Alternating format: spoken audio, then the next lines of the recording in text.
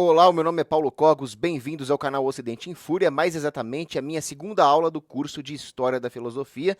E prestem bem atenção, esta é a última aula que será disponível para o público em geral. Daqui para frente, as aulas serão disponibilizadas apenas para os membros do canal, por isso se inscrevam. Mas esta aula será a aula mais longa de todas, essa é a boa notícia para o público geral. É uma aula onde eu vou tentar explicar por que a filosofia surge na Grécia.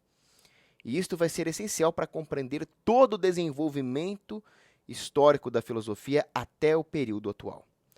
Então, respondendo à pergunta, por que a filosofia surge na Grécia? Façamos então uma análise desta gênese geohistórica da sistematização do pensamento humano em busca da verdade e do conhecimento da verdade per se, que vai surgir na Grécia por diversos motivos. Para Giovanni Reale, um grande historiador da filosofia, o fenômeno da filosofia não tem paralelo em outros povos. Ele é exclusividade da Grécia na sua gênese, na sua origem. Então, muitos povos têm manifestações de outras formas de sistematização do pensamento, organização política, o pensamento econômico, o pensamento militar, as artes. Mas a filosofia, que é esta busca do conhecimento da realidade como um todo, tem sua gênese exclusiva na Grécia. Eu sei que muitos vão argumentar que já existia sabedoria filosófica na Índia e na China antes disso. Realmente existem fragmentos de sabedoria como parte de um sistema religioso, de um sistema de mitos, mas que não configuram uma sistematização segundo um método racional. Isso, como eu disse, é uma exclusividade grega. A ideia de que a filosofia não teria surgido na Grécia é uma ideia muito cara a certos românticos, a certos orientalistas, mas ela tem a sua origem em uma mentira, que é uma tentativa de alguns povos ali, da Alexandria, etc., de refutar aquilo que foi exposto corretamente pelos gregos cristãos, de que as Sagradas Escrituras, de que a Bíblia era divinamente inspirada. Por quê?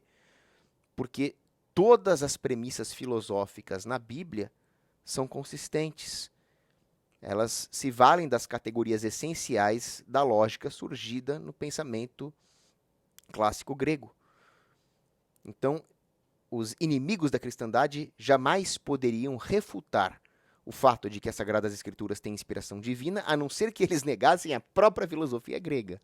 E aí, nesta tentativa, eles vão falar que a filosofia surgiu em outro lugar. Não é verdade. Bom, não gosto de Hegel.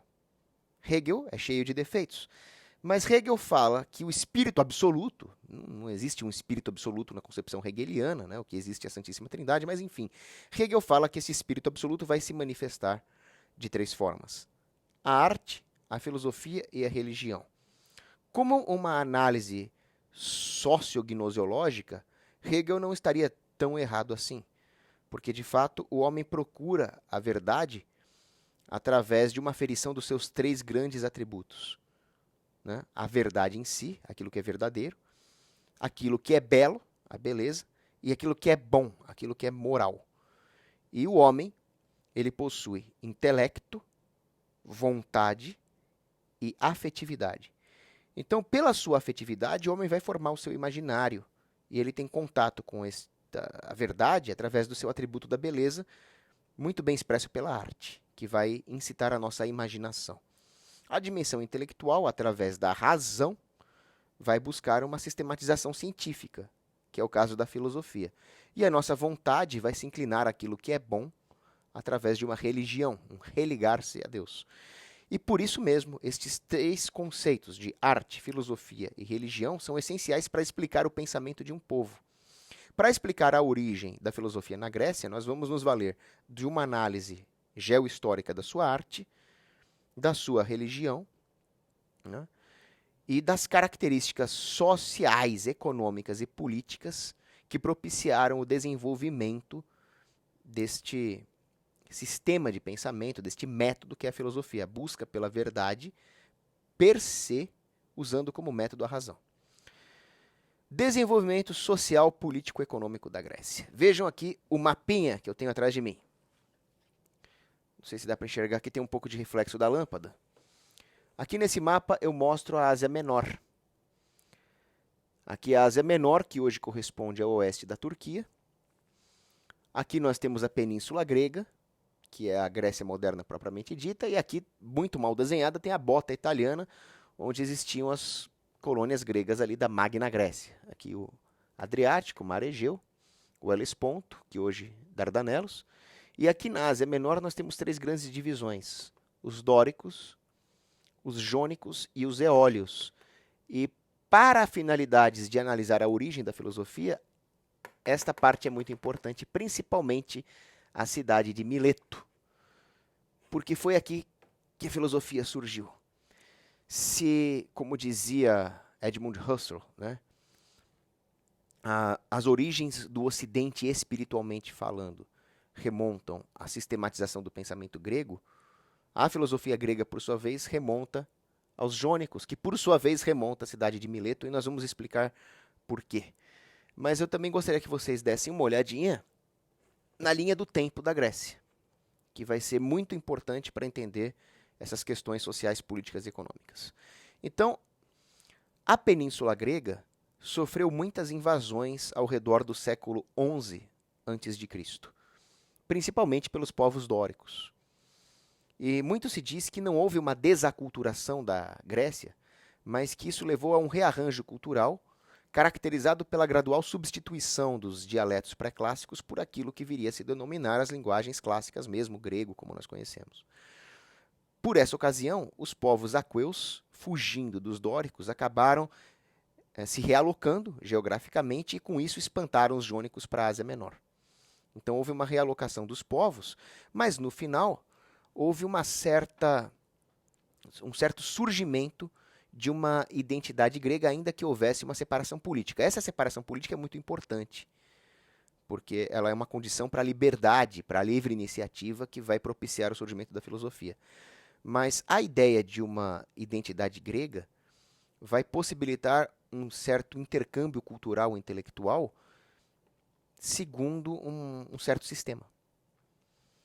E isso encontra o seu correspondente na mitologia grega. Por exemplo, Pseudo-Apolodoro, autor da Biblioteca, que é um sumário de mitologia grega, vai dizer que todos esses povos, durante esses tempos de invasão, dóricos, aqueus, jônicos, etc., descendiam de Heleno, filho de Deucalião. Então há uma ancestralidade comum. Ao mesmo tempo, ainda na mitologia, nós encontramos a ideia de que estas invasões dos povos dóricos não eram outra coisa senão o retorno dos Heráclidas, os descendentes de Hércules. Então, como eu disse, não houve uma desaculturação da Grécia, mas a formação de uma identidade. E hoje, né, isso aqui é a Turquia, essa parte da Ásia Menor, mas a Jônia foi a pioneira na filosofia sistematizada, mais exatamente a filosofia natural, a filosofia da natureza, a cosmologia jônica. E ela também foi o berço do maior poeta grego de todos os tempos, Homero, que vai ser essencial para entender a filosofia grega a partir da arte, isso no século X a.C., e que apesar de ainda não ser considerado um filósofo, Homero era um poeta, ele continha grande sabedoria filosófica nos seus poemas. Mais ao norte e mais para frente, no século VIII a.C., na Eólia, surge outro grande poeta grego que foi Hesíodo. E Hesíodo, ainda que não seja propriamente um filósofo, ele é um precursor do que nós conhecemos dentro da filosofia como a disciplina da filosofia da história.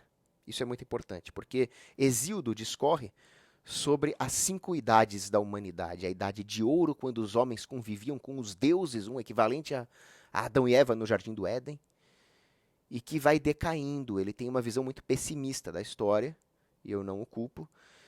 E a Idade do Ouro, então, se degrada para a Idade da Prata, onde o homem ainda preservava algum vínculo com os deuses, mas não era uma convivência plena.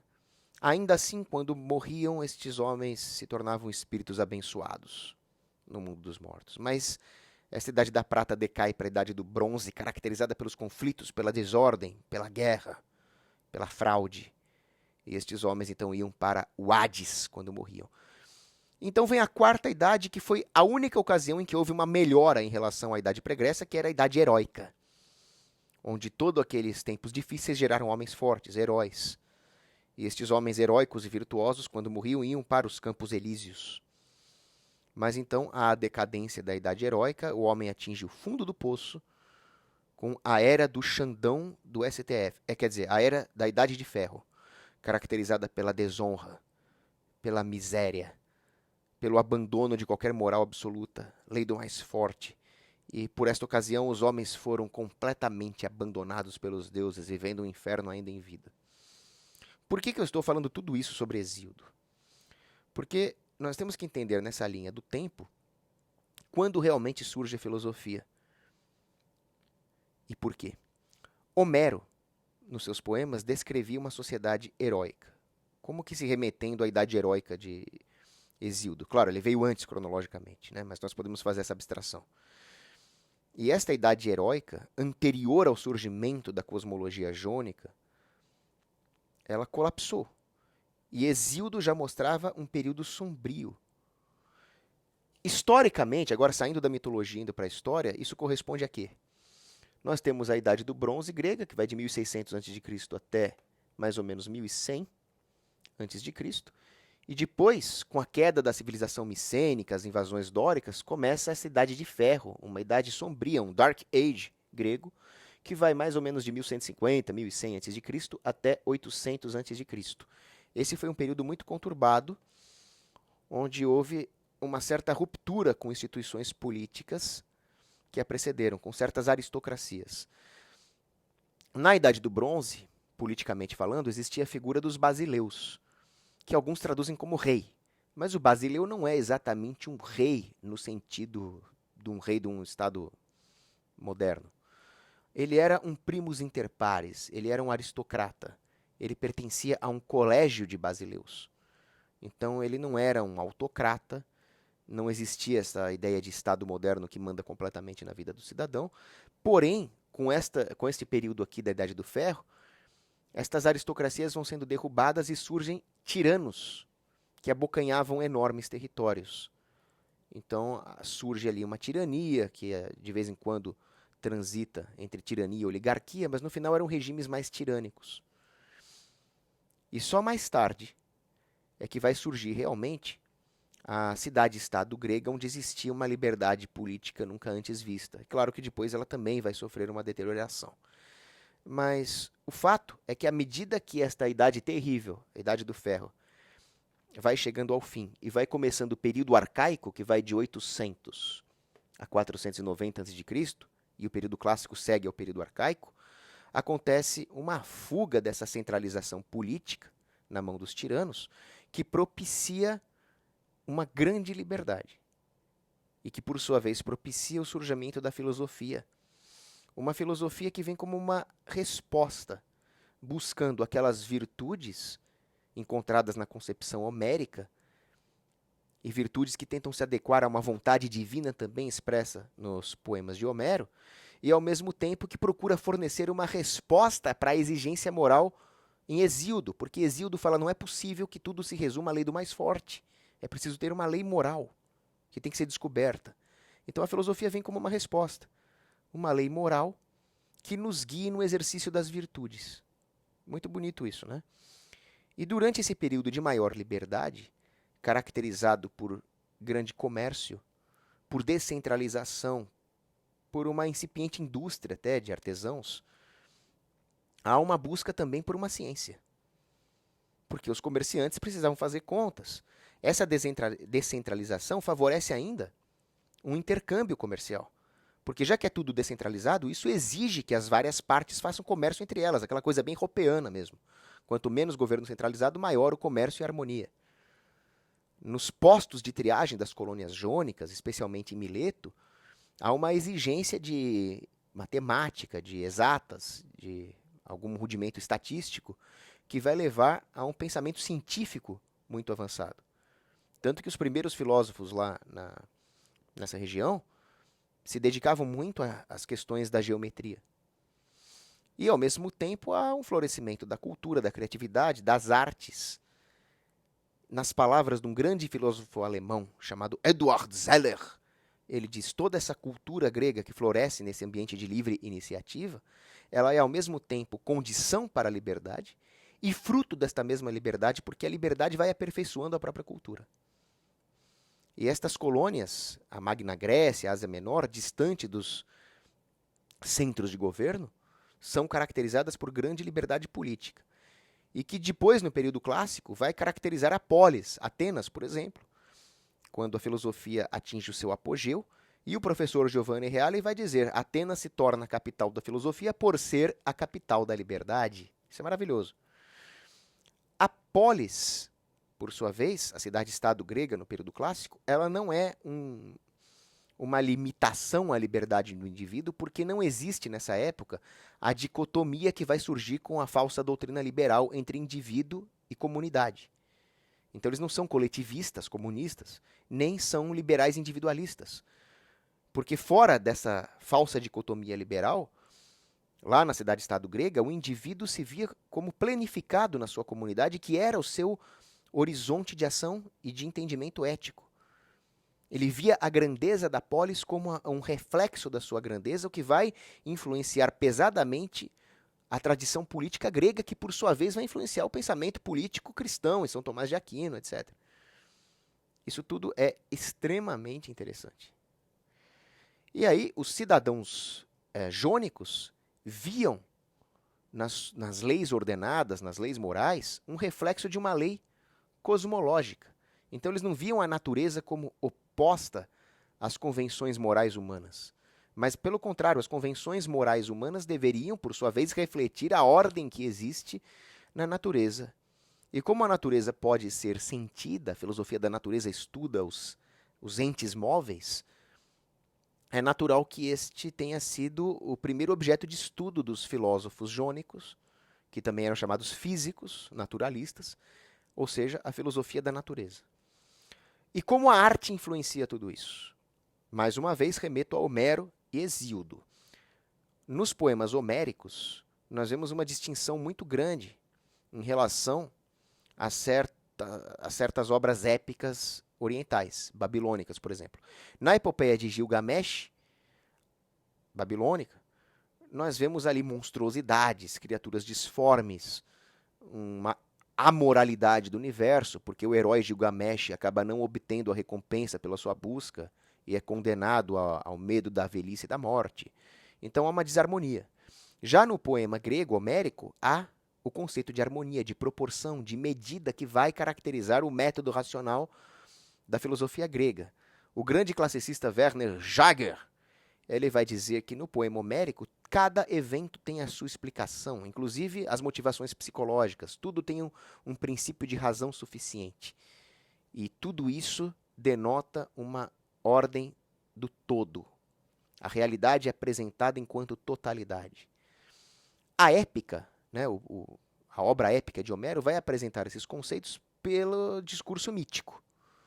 Mas ela não deixa de ser um precursor do discurso racional na filosofia, que ordena toda essa imagética mítica através de um método racional. Por isso que eu vou explicar isso melhor, mas a filosofia ela não é uma oposição ao mito, mas uma continuação dele. Hesíodo, por sua vez, vai nos mostrar que existe um princípio primeiro de geração das coisas, um absoluto que participa a sua perfeição em todo o resto.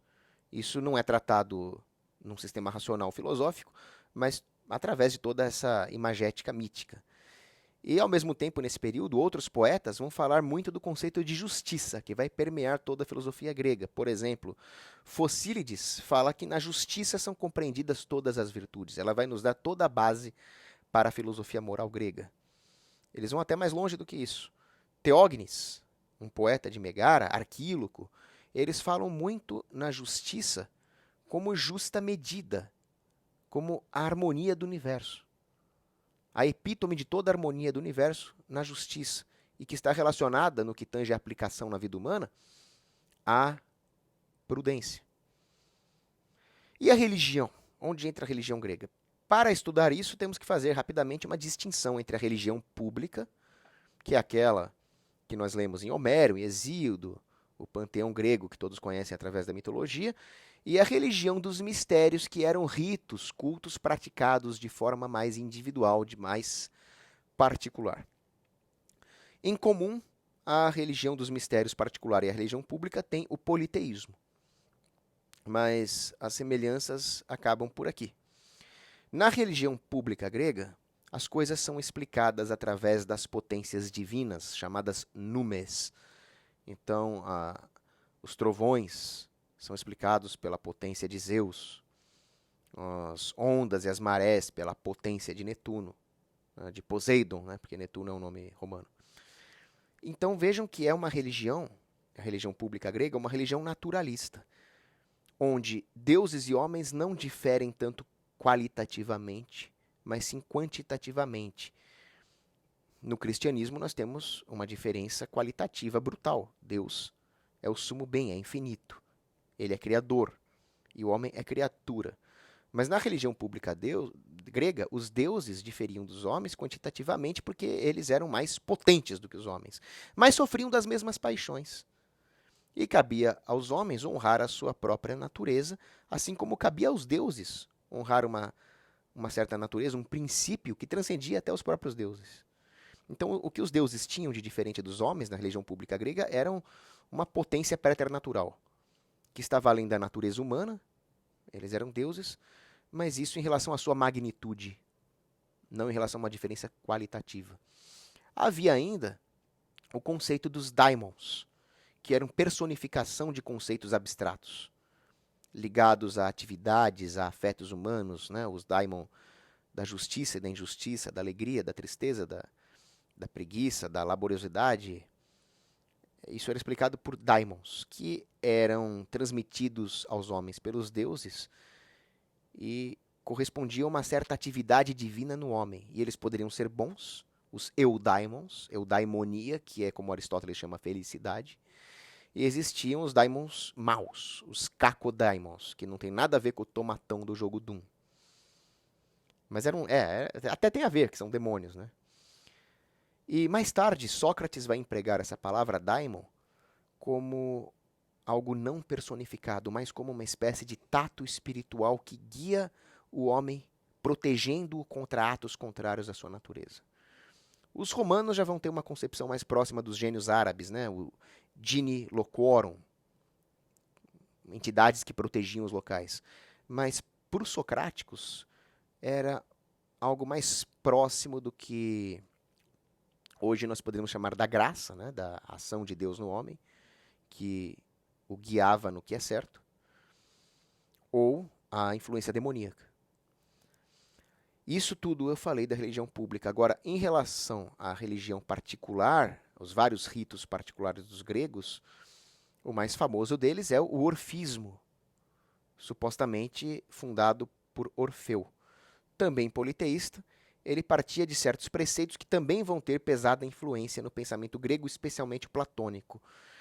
O orfismo se caracterizava por uma dualidade entre corpo e alma, o corpo a soma e a alma a psique, sendo que esse corpo era herdado dos titãs, enquanto a psique era herdada do deus Dionísio. Dionísio, que gostava de curtir, é torturado pelos titãs. E Zeus pune os titãs, reduzindo-os a cinzas. E destas cinzas nasce esse corpo da humanidade, que é perecível. Mas a alma não. Para o orfismo, havia uma metempsicose, uma constante transmigração das almas, que se manifesta na forma de sucessivas reencarnações, e que para quem não é iniciado no orfismo, isso vai se dar indefinidamente, uma tortura. Enquanto que aqueles que praticam os ritos órficos, aqueles que levam uma vida órfica, são libertos deste ciclo, e a sua alma é liberta do corpo. Então vejam, a ideia de que o corpo, a matéria são maus, e a alma tem que ser liberta, vai caracterizar muito do pensamento platônico. A ideia de que o mundo material se caracteriza por formas imperfeitas, e existe ali um mundo de pura forma, de ideias perfeitas. Vejam então como a religião influencia. Outra coisa interessante é a ausência de um poder sacerdotal centralizado, tanto no que tange a religião pública, quanto no que tange a religião dos mistérios. Algumas pessoas podem confundir tudo isso que eu estou falando com uma certa influência indiana. Aí alguns vão falar, não, mas isso aí é influência oriental, a Ásia Menor ficava na confluência entre Ocidente e Oriente, mas não é assim. O próprio Hegel vai nos mostrar que não é assim, porque nas religiões orientais, por exemplo, na religião indiana, Existiam certas noções de sabedoria, de filosofia, mas elas se confundiam completamente com a religião. Já a filosofia grega se caracteriza por um espírito de ciência livre, livre especulação sobre a essência das coisas. Não livre de método, pós-modernismo, não é isso. Mas elas estavam livres de finalidades consequenciais.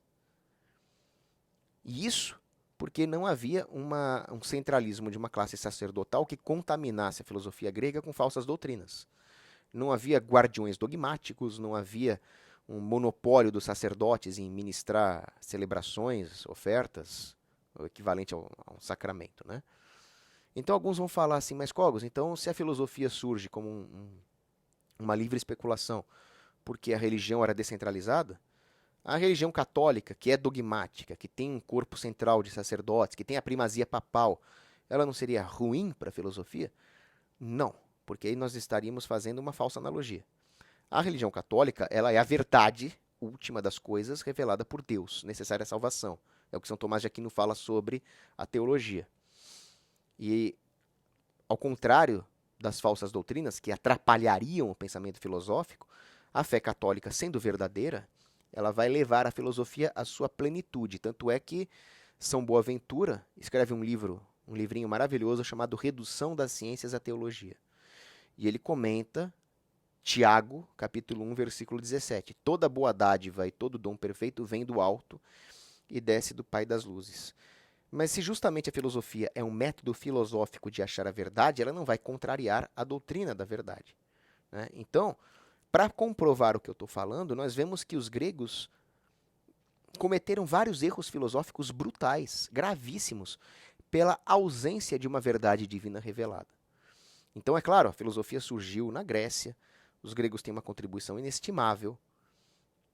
Este cadinho cultural gerado pela filosofia grega é a base filosófica do Ocidente.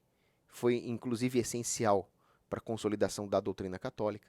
Mas, pela ausência da verdade católica, eles cometeram erros, por exemplo, metafísicos. Os gregos se impressionavam muito com a ideia do devir, a incerteza de tudo exceto da morte, a sucessão entre primavera e outono na natureza e a infância e a velhice no homem, de forma tal que Teógenes vai dizer que era melhor não ter nascido, e que se você nascer, o melhor é morrer o quanto antes, atravesse os portões da morte o mais rápido possível. Algo que foi repetido por Sófocles, né, na sua peça Édipo em Colono, e que vai ser repetido por filósofos moderninhos como Schopenhauer, como Émile Cioran. Émile Cioran é um cara que eu admiro muito. E eu digo, nós temos duas alternativas. Ou é a ressurreição em Cristo, ou é o pessimismo crasso de Cioran. Qualquer coisa no meio é inconsistente. Mas os gregos, muitas vezes, no caso de Teógenes, vão cair nesse pessimismo. Erros graves no campo da ética e da política. Por exemplo, os gregos falavam muito na moderação.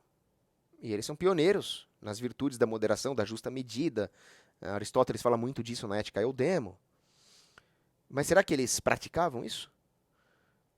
Muitas vezes os gregos buscaram poder de forma desenfreada. E viram o conceito de areté, de excelência, como excelência em conseguir qualquer coisa sem freios morais. Acabaram caindo num erro de um filósofo moderno como Nietzsche, que vai falar o poder tem razão. Aquela coisa meio Xandão. Tanto é verdade que isso se refletiu na geopolítica grega. Quando Tucídides participa na conferência entre Atenas e Milos, ele vai dizer que a justiça é algo cuja necessidade está condicionada à equiparação de poder. Quer dizer, se alguém é mais poderoso que o outro, se há uma simetria de poder, não precisamos falar em justiça, é só impor. Mas se isso vai ser custoso porque existe uma equiparação de poder, é melhor tratar sobre justiça, como se a justiça fosse só uma ferramenta da política. E, de fato, no auge da cultura clássica grega, século V a.C., Atenas vai escravizar as mulheres e crianças de Milos depois de matar os homens em idade militar. Como é que uma cidade-estado, uma polis tão sofisticada, cultural, filosófica e artisticamente escraviza mulheres e crianças? A resposta é: faltou o cristianismo. É simples. Os gregos falavam muito na moderação, mas não moderavam o poder.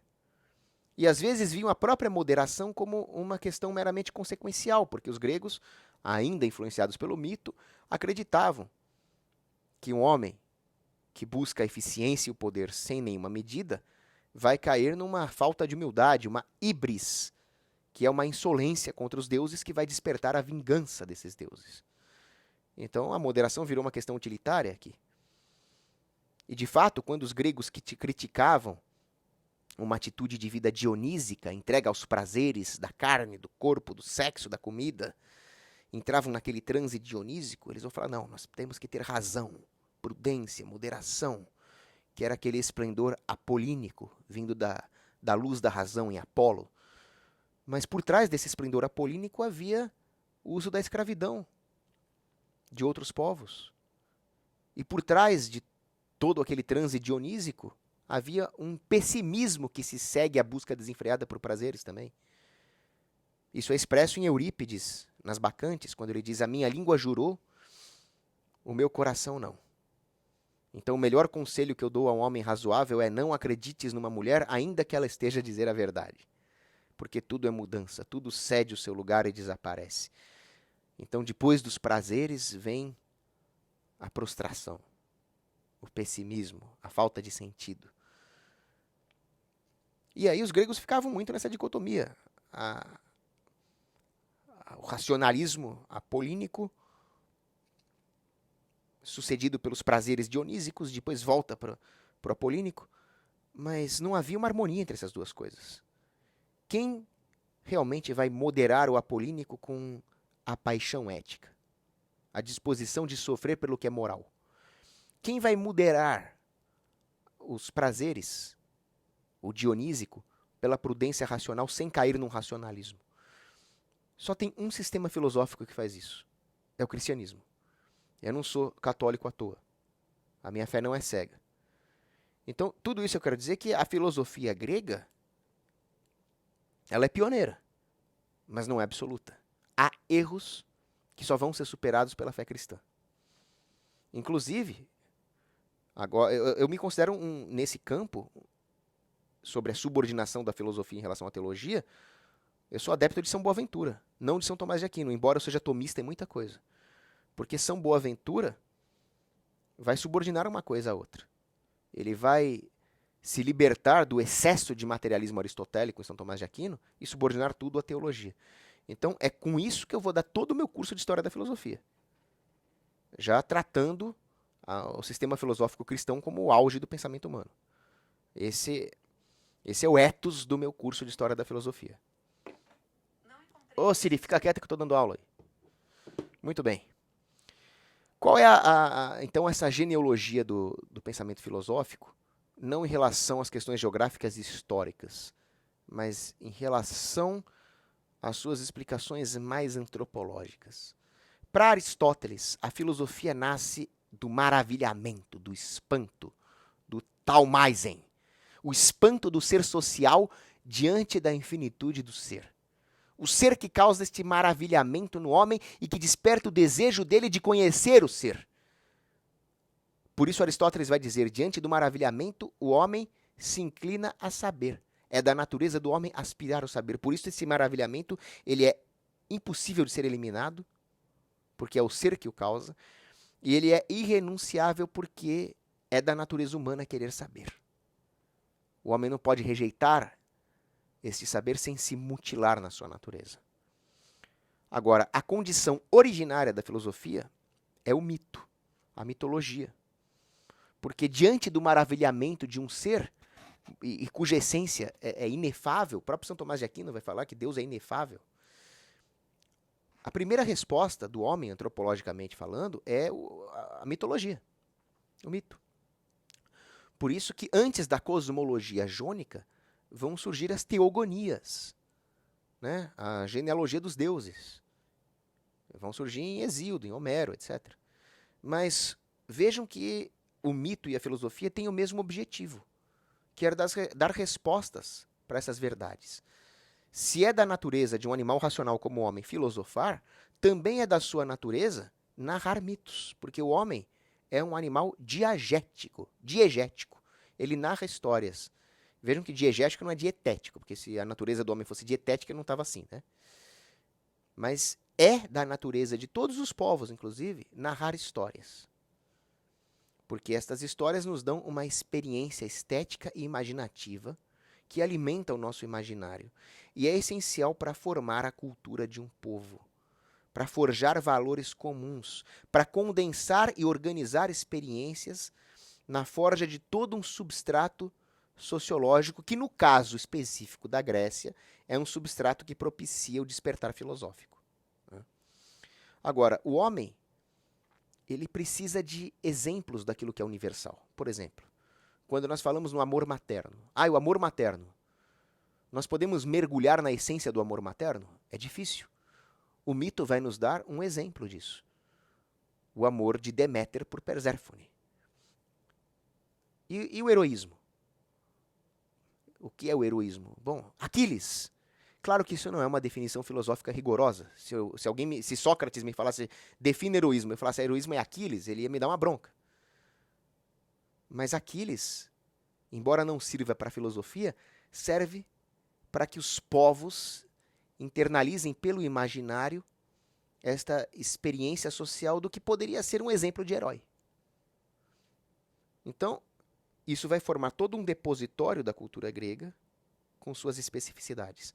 Infelizmente, alguns pensadores tentam explicar a origem da filosofia como uma revolução, uma ruptura em relação ao mito. Isso é errado, isso é uma leitura errada. É uma leitura feita, por exemplo, por um classicista socialista britânico revolucionário chamado Eric Havelock. Então ele fala, não, a filosofia é uma ruptura, originalmente uma ruptura cultural e linguística em relação ao mito. Porque nós temos a passagem de uma identificação com a coisa para um pensar a coisa. Se antes existia um modo de comunicação caracterizado pela transmissão oral, poética, de certos conceitos, que eram simplesmente imitados, mimese, então ele falava em uma oralidade mimético-poética. Na filosofia, isso vai se transformar numa abstração reflexiva. Vamos pensar sobre a coisa e que vai se traduzir linguisticamente em formato de prosa, não de poesia. Vamos passar daquilo que é particular para o universal. E a linguagem filosófica vai nos despertar de um sonho. Pessoal, se isso fosse verdade, toda a ficção estaria morta. Não existiria ficção. Quando nós lemos hoje uma obra de ficção, nós sabemos que é ficção, né? Mas aquilo é muito importante para formar o nosso imaginário. Eu me lembro uma vez, numa discussão com um comunista na rua, eu estava defendendo o Bolsonaro, ele defendendo o PT, a discussão começou a se aprofundar, e ele falou, você acha que Hércules existe? Hércules não existe. Eu falei, não, Hércules existe, sim. Não concretamente, mas Hércules existe como um ente mental. Caso contrário, nós não estaríamos falando nele. E ele vai formar o imaginário dos povos e vai ter influência cultural, sim. E é isso que os materialistas não percebem. Os nominalistas, etc. Então vejam que o mito, ele cria condições sociológicas para o filosofar na Grécia. Porque esta formação do imaginário do grego, na sua infância intelectual, é muito importante. Você poderia pegar uma criancinha e começar a explicar Aristóteles para ela direto?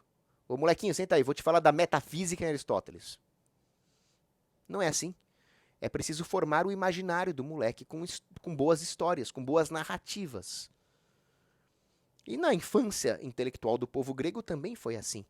Os rapsodos, que eram os declamadores de poesia, os aedos que o faziam tocando lira, foram essenciais para isso. Eles mostraram ao homem uma pequenez existencial diante do todo, diante do ser, diante da realidade, que depois foi sistematizada na filosofia, cuja origem está na aferição da nossa pequenez intelectual. Só sei que nada sei. Olha a importância da cosmovisão que o mito grego nos fornece. Como diria o grande professor Joel Gracioso, o mito é uma linguagem, um modo de pensar metafórico, simbólico, mas que expressam verdades imemoriais. E que depois, sim, vão ser sistematizadas pela filosofia.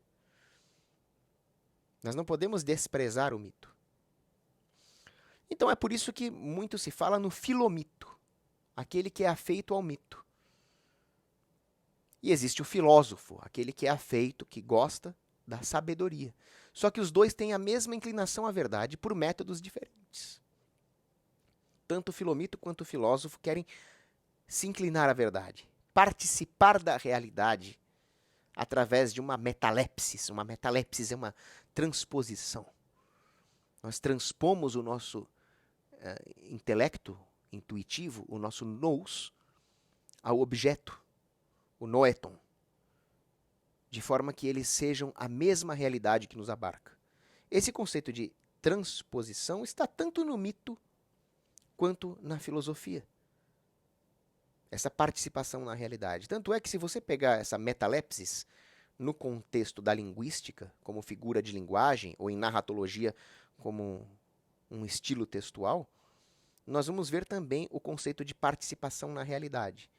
A figura de linguagem da metalepsis é uma transposição de um sentido figurativo para um outro contexto.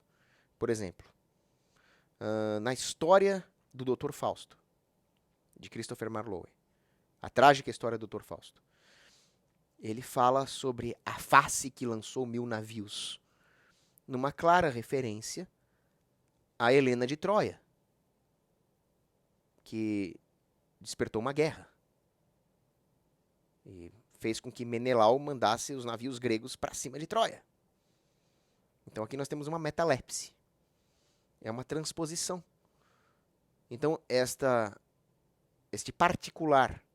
este evento particular onde Grécia foi à guerra contra Troia por causa da beleza de Helena, pode ser transposto para outras situações e nós vamos entender o conceito que está por trás. Porque são particulares que expressam o universal. Em narratologia, por exemplo, Júlio Diniz gostava muito de usar esse artifício quando ele se referia ao leitor. Agora, caro leitor, você pode perceber, etc, etc, etc.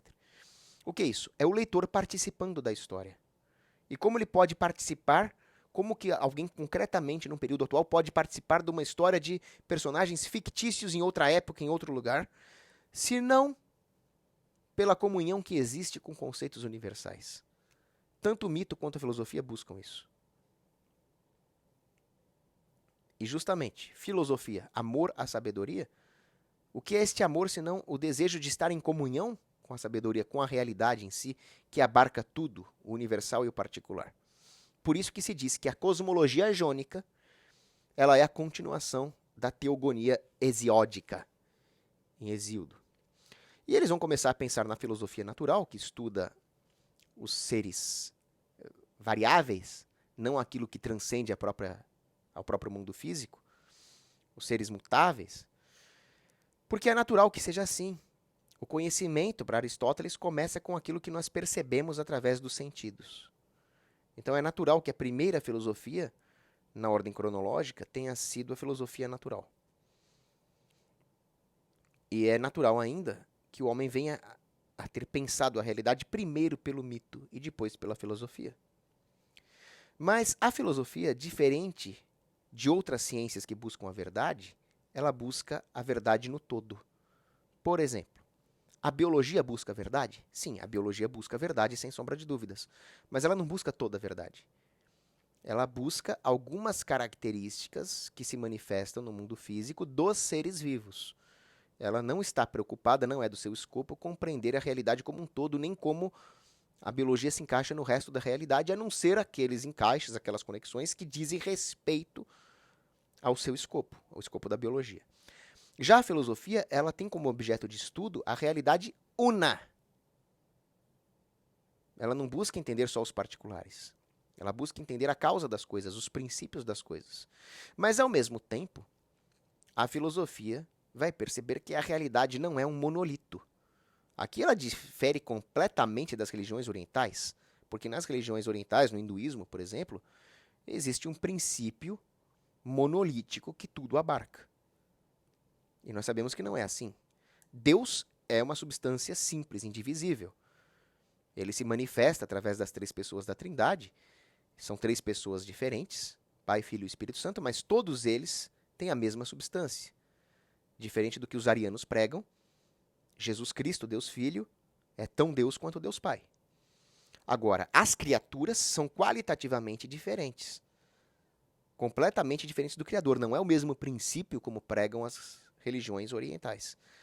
E para estudar essas diferentes manifestações da realidade, os gregos vão perceber que a própria filosofia que estuda este todo precisa se dividir em vários campos da filosofia para estudar as várias manifestações desse todo. Então vão surgir os campos da filosofia. Aí eu vou mostrar mais uma vez aqui a minha plaquinha, né? Dá para enxergar aqui, tem um pouco de reflexo da lâmpada. Deixa eu chegar mais para cá. Aqui. Espera aí.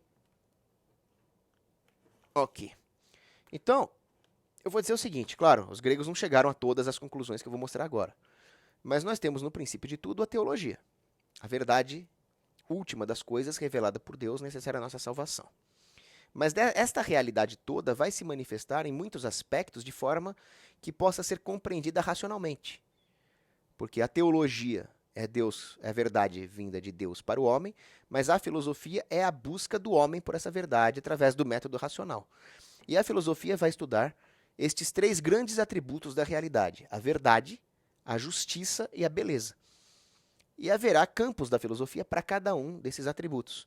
Então, quando nós estudamos a verdade, nós podemos estudar os princípios que subjazem ao mundo físico, ou seja, a metafísica, ou podemos estudar os seres mutáveis do mundo físico, seres materiais. E aí surge a filosofia da natureza, a física em Aristóteles. Esta não é a física como ciência natural da física, física elétrica, termologia, ótica, mas é a física aristotélica, que é a filosofia da natureza. Nós temos o estudo da beleza, que é a estética, e nós temos o estudo do que é bom, o que é justo.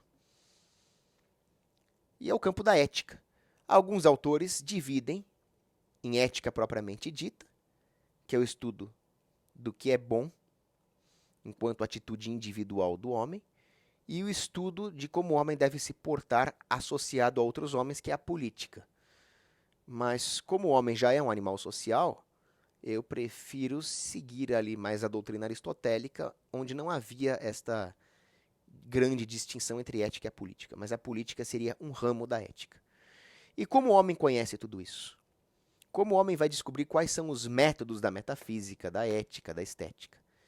Aí nós temos a teoria do conhecimento, que vai estudar como estas verdades chegam ao homem, que é a gnoseologia, o estudo de como o homem vem a conhecer. A epistemologia é o estudo de um dos tipos de conhecimento, que é a episteme, as verdades científicas, mas ela, para mim, ela é um campo da gnoseologia. Há autores que não fazem essa distinção, mas para mim a epistemologia é um campo da gnoseologia. Muito bem. Então a gnoseologia vai estudar como se dá essa conexão entre o intelecto humano e as verdades em si. E existe também um campo da filosofia que vai estudar como se dá a adequação dos processos racionais do homem, das operações do espírito, ao método da gnoseologia para atingir a verdade. Esse estudo de como o intelecto humano vai operar é a dialética, sendo que a lógica é um dos campos da dialética. A dialética, junto com uma filosofia da linguagem, a gramática e a retórica, vão compor o trivium. Isso já no pensamento medieval. E junto com as ciências aplicadas, né, a aritmética, a música, a astronomia, a geometria, elas vão compor o quadrivium, e disso vai derivar o resto, né? A economia, a física. A economia ela faz bem uma ligação entre a política e as aplicações, né? Mas as ciências mais aplicadas mesmo, a medicina, a física, a engenharia, elas vão estar aqui, ó. Elas não existem sem isso. É muito interessante tudo isso, né? E tudo começa com os gregos. Então, Werner Jäger, vai nos mostrar que nestes primórdios jônicos, o mítico e o racional vão se misturar numa unidade indivisa nestas primeiras cosmologias. Se alguma vez a filosofia grega acabou sendo deturpada para servir a alguma forma de misticismo. Isso não é uma falha da filosofia grega, mas da religião grega. Lá, isso aí já seria Plotino, que vai dar margem a certas gnoses ali. Mas nada muda o fato de que o mito na Grécia cria todo o substrato cultural e sociológico para a filosofia, que vai fazer toda essa sistematização racional, que depois vai se submeter à teologia, levando inclusive as outras ciências a essa subordinação. Então, nós temos o poético, o mito, o científico, a filosofia, e o religioso, que vai ser a teologia cristã, a fé verdadeira, que vão nos apontar a inefabilidade de Deus e a necessidade da razão se subordinar à fé. Mas nada disso existiria na ordem cronológica sem o mito e a cosmologia gregos. Muito bem, como nós vimos, tudo começa na humildade, o maravilhamento do homem diante do ser. Esta ideia dos gregos é de que a sofia, a sabedoria propriamente dita, era apanágio dos deuses, enquanto o que os homens possuem é a inclinação, o amor à sabedoria, sem contudo possuí-la na sua totalidade. Por isso o homem, ele não é um sábio, como uma divindade seria, mas ele é um filósofos. Ele quer ser sábio. 3 são os elementos essenciais da filosofia grega, que caracterizam a filosofia grega enquanto tal. O primeiro deles é o conteúdo, que é esse conteúdo de tentar explicar a totalidade da realidade e não uma parte. O filósofo, ele precisa concatenar tudo. É um trabalho intelectual árduo. O médico, por exemplo, não precisa. A medicina, sendo uma ciência empírica, faz com que o médico tenha que dominar a arte de curar um paciente. Mas ele não precisa saber todos os princípios químicos que estão por trás da farmacodinâmica do remédio que ele administra. E um grande tático militar, ele tem que conhecer o terreno? Sem dúvida. Se ele não conhecer o terreno, ele não é um grande tático militar.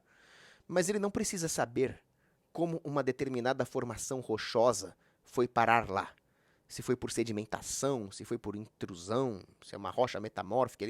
Quem tem que saber isso é o geólogo. O que o tático tem que saber é exatamente como aquela formação rochosa pode servir de cobertura para o deslocamento dos seus blindados, por exemplo. Então essas ciências aplicadas, elas pegam algumas partes da realidade e é o suficiente. Mas o filósofo não. Ele tem que saber os princípios. Aquilo que está presente na origem das coisas, na ordem da perfeição das coisas e que é universal. A universalidade da realidade é o objeto da filosofia.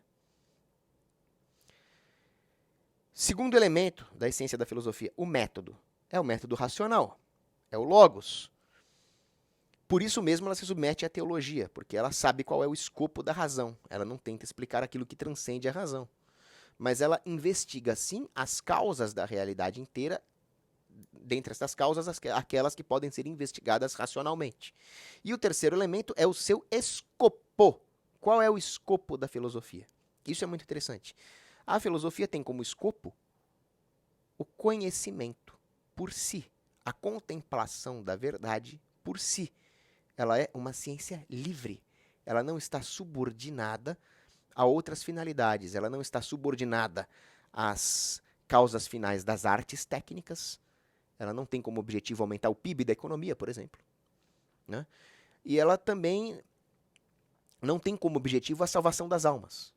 Quem tem como objetivo a salvação das almas é a teologia. A filosofia, ela pode até se subordinar à grande causa da salvação das almas e levar as outras técnicas a se subordinar também, mas, enquanto ciência livre, ela tem como objetivo a contemplação da verdade per se. Isso faz com que os homens possam ser libertos, porque ela não está subordinada, por exemplo, a uma agenda política, a uma agenda ideológica. E é por isso que a filosofia não pode ser subsidiada. A ideia de uma escola pública de filosofia é completamente descabida, porque aqui nós já estamos tolhendo a liberdade da filosofia como ciência livre, subordinando-a a uma agenda social ou política. A arte, da mesma forma, ela nunca pode ser subsidiada por um governo, porque ela perde a sua liberdade. Né?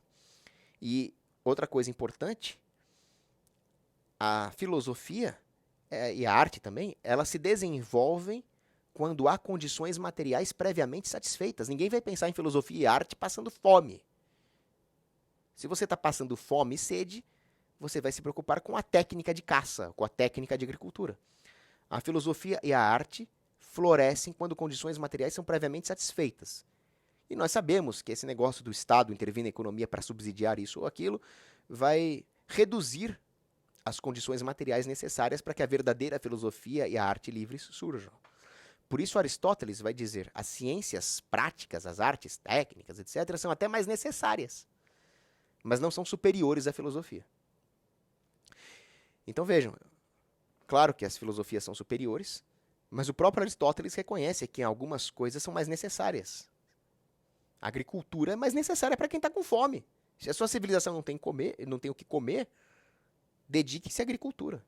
Quem vai falar isso, porém, é a própria filosofia. A filosofia vai nos dar toda a base de todas as outras ciências, inclusive das ciências naturais, química, física. Tanto é que estas ciências se desenvolvem em Mileto, o berço da filosofia jônica. As categorias essenciais da lógica grega vão firmar toda a base para o desenvolvimento científico. Mas, Cogos, isso não vem com os babilônicos, os egípcios? Tem uma diferença brutal aqui. A matemática egípcia, por exemplo, ela era utilitária e particularizada. Ela servia para calcular a distribuição dos campos depois de uma enchente do Nilo. A astronomia babilônica fazia lá as previsões, mas eram práticas empíricas, não havia método científico. Os primórdios do método científico, que depois vai se consolidar nas universidades medievais, estão na cosmologia grega. São as disciplinas gregas que vão estudar, por exemplo, uma teoria geral dos números, que vão estudar leis da geometria em vez de aplicar empiricamente um triângulo. Então, os gregos nem faziam ainda essa separação entre filosofia e ciências naturais, porque ambas buscavam a especulação racional das causas, dos princípios. Ao mesmo tempo, os gregos, usando esse método racional, eles enxergavam que em toda mudança, em todo esse estudo dos seres mutáveis, que são objeto de estudo da filosofia natural, da física, toda essa mudança se dava num substrato permanente. Até o Heráclito, que achava que tudo era mudança, dizia que a mudança era permanente. Então, ele mesmo comete um erro lógico aí, porque alguma coisa tem que ser permanente. Senão nem dá para falar em mudança. Mudou do que para quê? Esse referencial de que para quê já requer a aferição de algo absoluto e permanente, né? Então, eles vão enxergar algo que subjaz à física, a metafísica. Mas essa especulação metafísica ainda vai se dar de uma forma naturalista dentro da física nos primeiros filósofos. Eles buscavam, então, um princípio de tudo, um substrato, um elemento comum. A palavra alemã para isso, que o padre Coppelston usa no livro dele, é Urstoff. Pois eles constatam que há uma unidade que dita as diferenças. Por isso que, nesse pensamento da escola jônica, que foi os primórdios da filosofia natural, ele era chamado de materialismo abstrato. Porque, embora materialista, embora eles imaginassem que o princípio de tudo era material, eles já usavam uma razão especulativa para abstrair a ideia de uno, para além da experiência empírica. Então, na próxima aula, que eu vou falar sobre a escola jônica, eu vou entrar em mais detalhes sobre isso. Então, esse princípio de tudo, essa arqué, para Tales de Mileto era água, para Anaxímenes era o ar, para Heráclito era o fogo. E algumas pessoas acham que isso é infantilóide. Eles achavam que o princípio de tudo era água. Não. Havia algo muito forte nisso, que era o uso da razão especulativa para tentar abstrair um princípio universal. Isso é a base da filosofia. O próprio Nietzsche reconhece isso.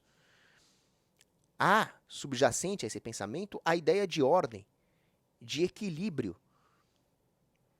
A cosmogonia jônica vai nos legar uma ideia de ordem e equilíbrio que, por sua vez, vai pautar, fundamentar o pensamento científico, que vai nos dar, por exemplo, esse equipamento que eu estou usando hoje.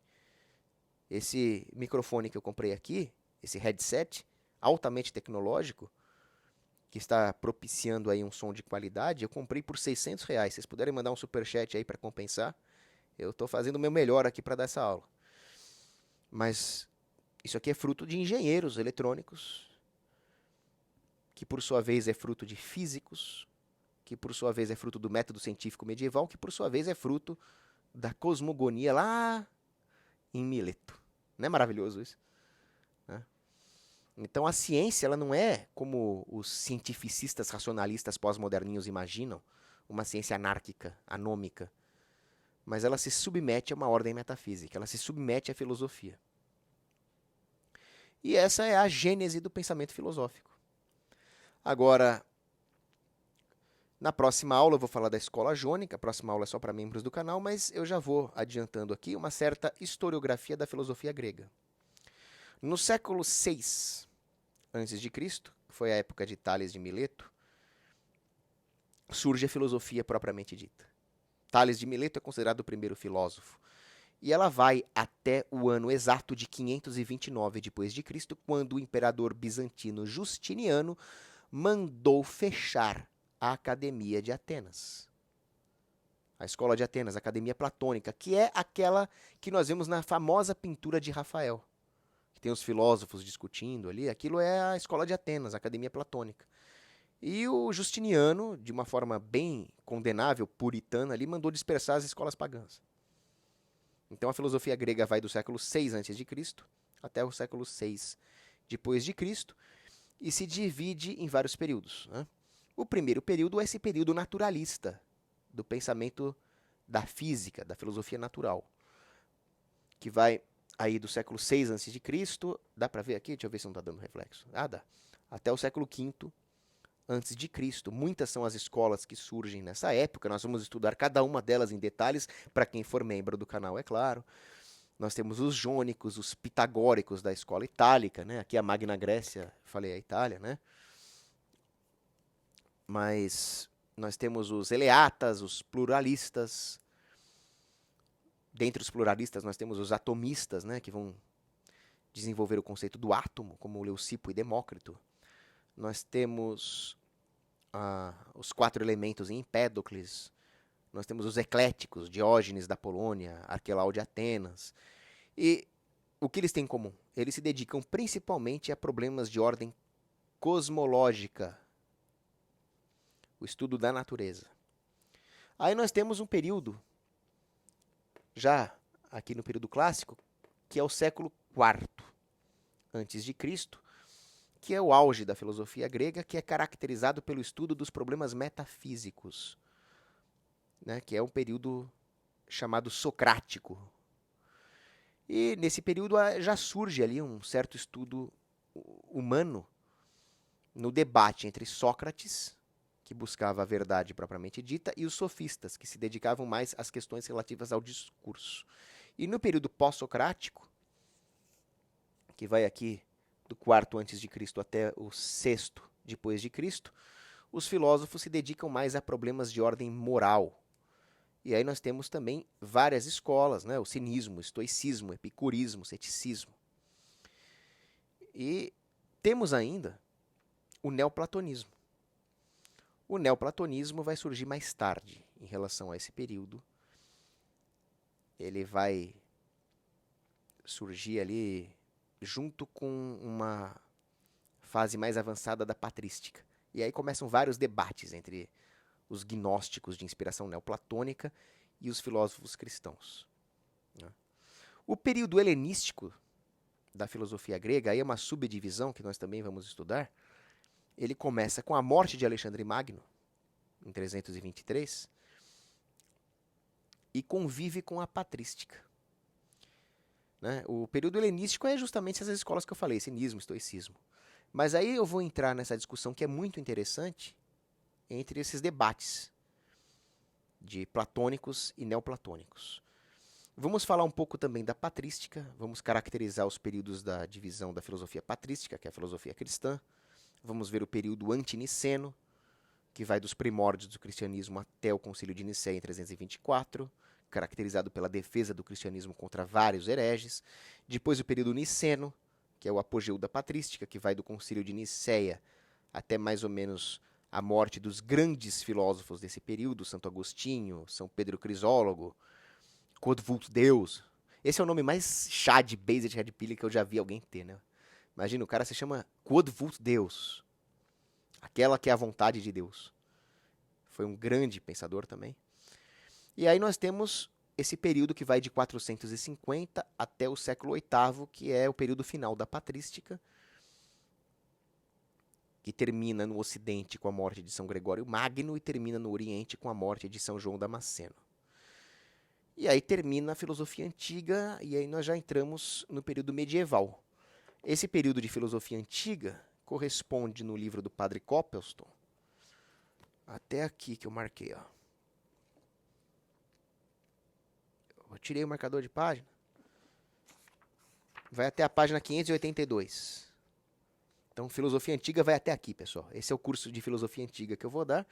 Depois eu vou entrar em medieval, que começa com a Renascença Carolíngia, que vai ser isso aqui.